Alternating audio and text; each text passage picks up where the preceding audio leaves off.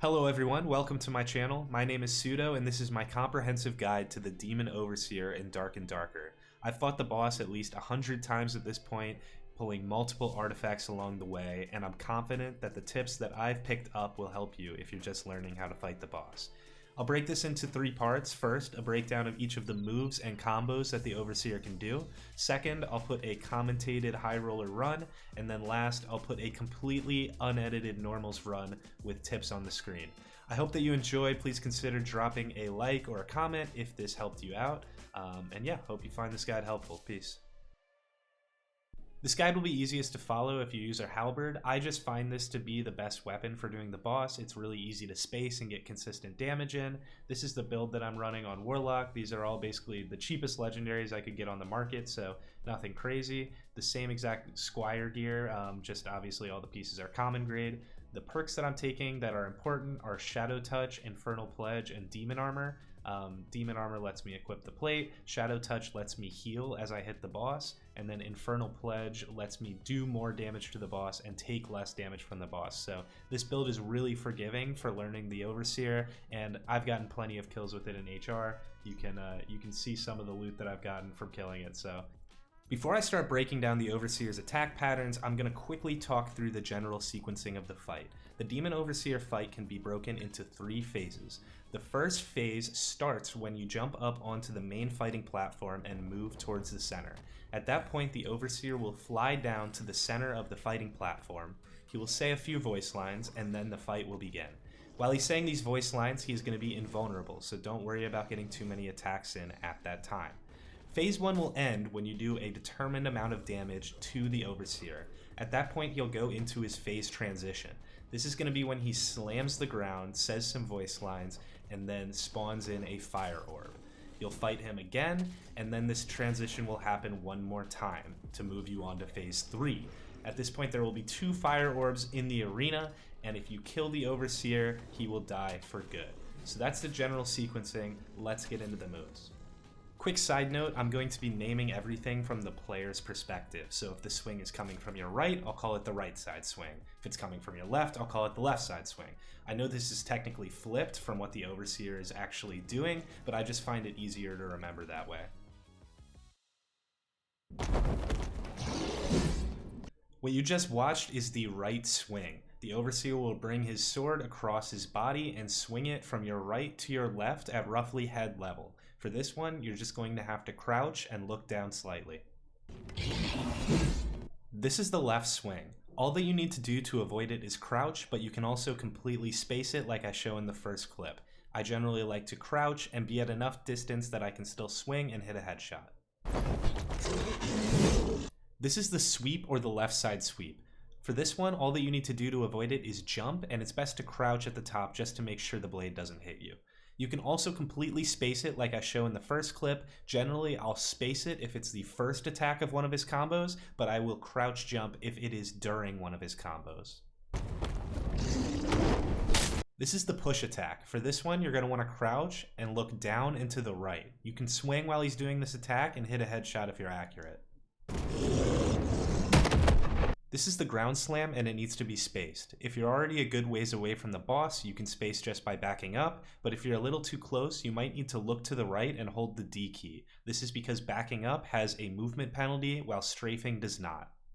You may have noticed that the push and the ground slam look extremely similar. This is one of those things that's just going to take you some trial and error to figure out, but I'll give you some differences that helped me when I was starting out. One is the look. The push starts out as an incomplete orb in the Overseer's hand and grows as he goes through the animation, while the ground slam is a full orb from the start of the animation. There's also a difference in the audio cues. I'll play both back to back right now and you can see if you can spot the difference.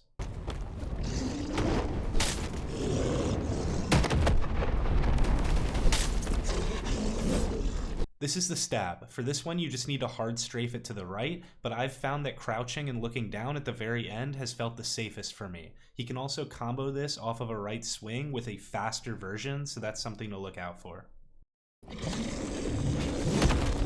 This is the overhead slam. This one also just needs to be hard strafed to the right, but my tip here is to stay somewhat close to the boss. If you try to back up too much, you're going to waste your momentum and get hit. Also, I didn't get it in this recording, but he can combo this up to 3 times. If he does that, the third slam will always go away from the player, so you can get some hits in after you dodge the second one. Alright, quick sidebar. We just finished with a bunch of attacks, and these are what I would consider close range attacks. So everything that I've shown in the video so far is an attack pattern that the Overseer can only do if you are close by them. A lot of these are very easy to dodge and get consistent damage through, so this is a boss that you want to stay nearby. The rest of the attacks that I'm going to show you can happen at long range, but can also happen at close range. This is the Orb Throw. It can be avoided by walking backwards diagonally. This is one of the reasons why spacing on the Overseer is really important, because if you're close to the boss, this one can be very hard to avoid and it can do a lot of damage. Also, the orbs on the ground will explode, doing a ton of damage as well, so make sure not to stand on them.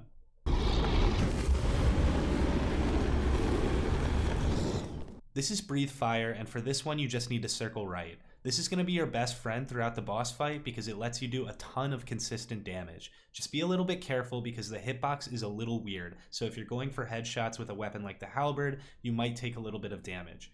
Also, it can get a little awkward if the boss is near the edge of the map. I would say, when in doubt, run towards the boss, but this is also a great attack if you can space it to get heals off, bandages off, etc. This is the right side dash. This one can be avoided by walking diagonally and right and jumping through the boss as he swings his arm. I know it sounds really weird, but it's not that hard to dodge. Once you get through him, you're going to want to keep moving because he loves to combo this into a ground slam. Also, if you get experience with this, you can turn to your left and hit him as you jump through, but I wouldn't recommend doing this on slower classes with low action speed. Also, there's a pretty rare combo where he can transition his right side dash into a right swing. If you're already spacing for the ground slam, you can usually just avoid it, but make sure to duck if you're close by.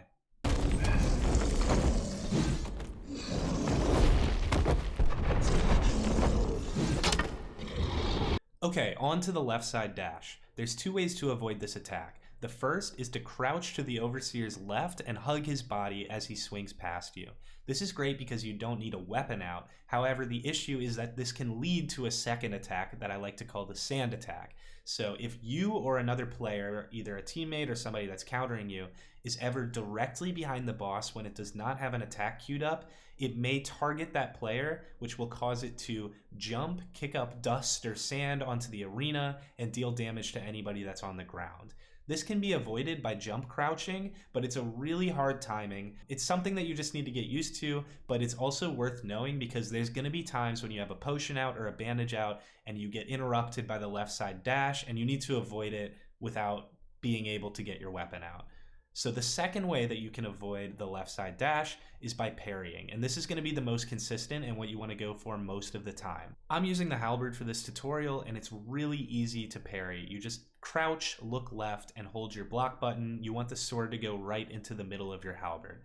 Once you hit the parry though, make sure to hold your D button and strafe away from the boss because just like the right side dash, they love to parry this into a ground slam, which can do a ton of damage if you're too close.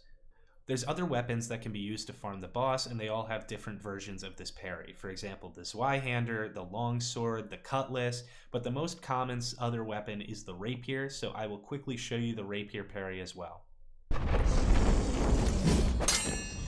As you saw there, to parry with the rapier, you need to jump, look down and to the left, and hold your parry button. You're going to have to look down a little bit further than you'd expect if you're learning this for the first time. Alright, if you've gotten this far, thanks so much for watching to this point. I'm going to commentate over this normal skill. Something that I didn't do in this one is sometimes I like to throw down a torch where I came from, just so that if I get countered, I know which way I need to run. It's especially good if you have Phantom Eyes. Staying to the right of the boss, and you can get a box hit in right when he becomes not invulnerable. Ducking to the right to avoid that. Gonna parry. Notice how I'm moving away in case he does the ground slam. Same here, we get one hit in, then we move away. Hit and move away. While he's doing this, you can get a headshot here. You just gotta be really careful about the hitbox. It can sometimes hit you if you get too close.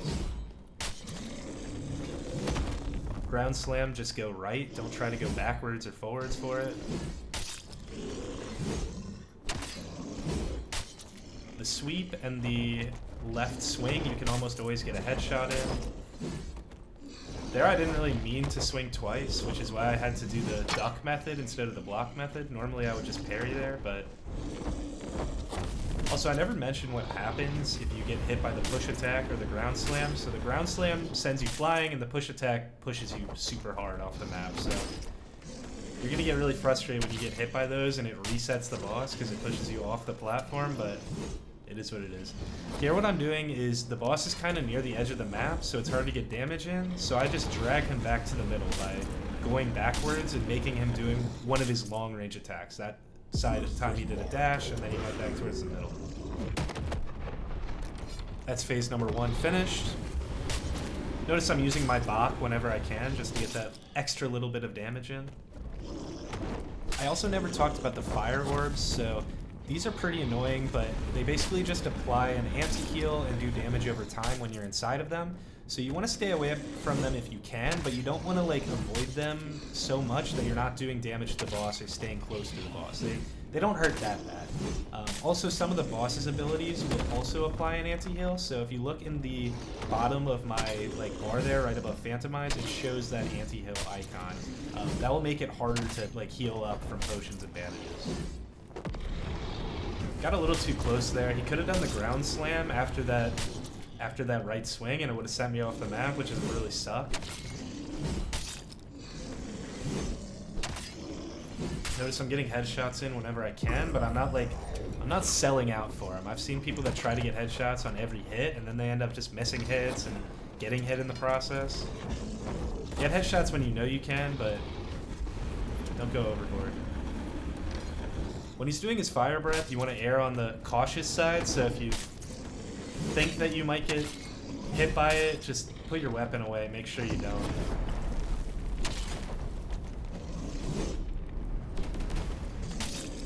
There's going to be plenty of times to do damage to this boss, so don't feel like if you miss one swing, it's like the end of the world.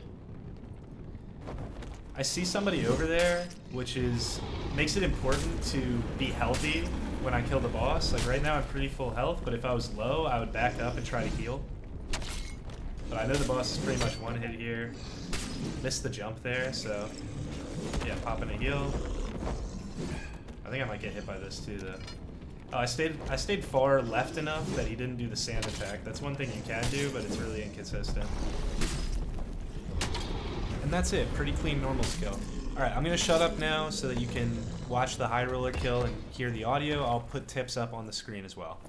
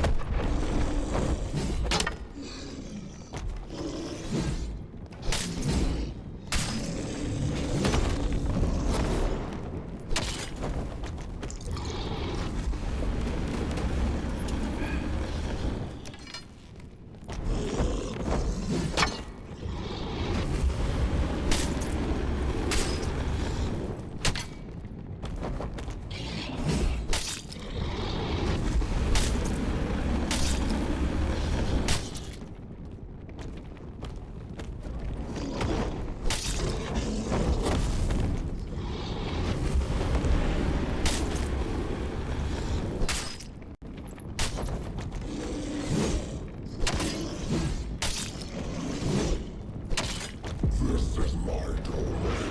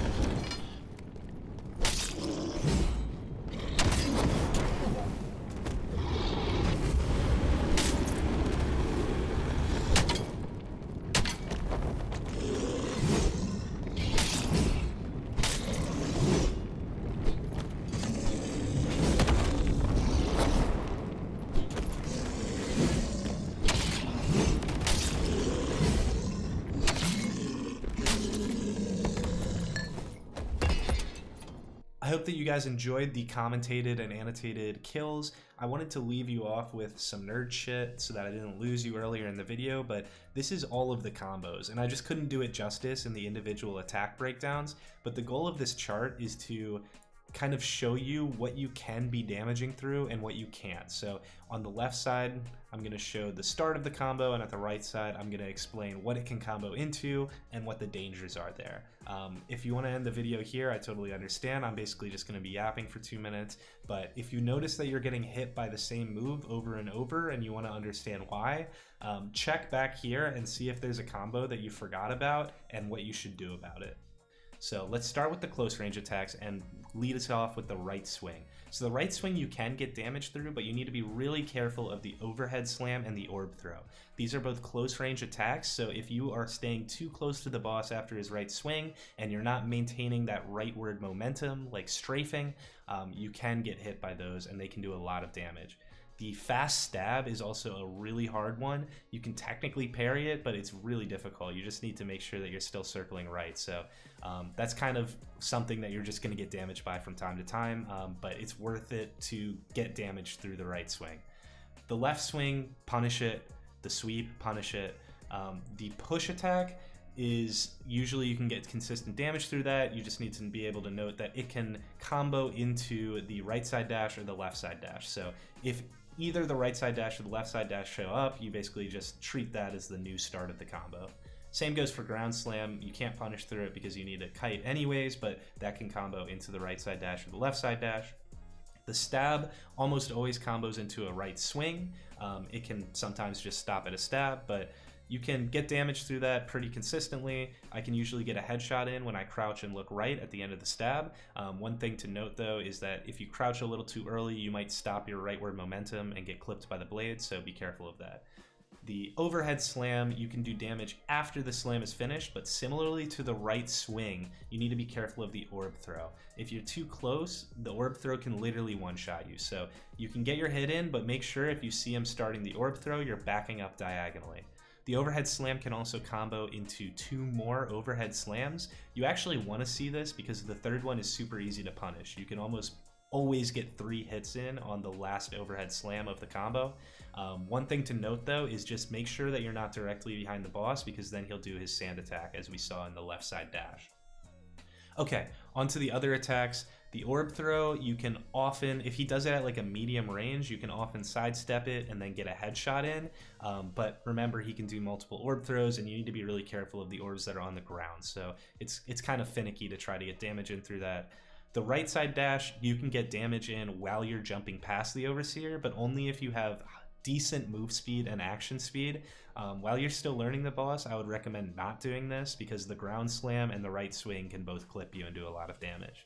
And then the left side dash, it's just not worth trying to do damage through anything. You can like technically hit it if you're doing the left crouch method, but I just don't recommend it. Breathe fire after anything or during the breathe fire, you're going to want to get as much damage in as possible. That's going to be like your miracle, is if he breathes fire all the time. And with that, I promise that you have every piece of knowledge that you need to go and kill the Demon Overseer. This is a boss that takes a lot of trial and error, so don't feel bad if it takes you 30, 40 plus kills to get your first Overseer kill. Trust me, it took me plenty. I hope that you enjoyed the video. If you did, please leave a like, and please comment if there's anything I got wrong. That combos section specifically, I know that there's some stuff missing, so hope this was helpful. Peace.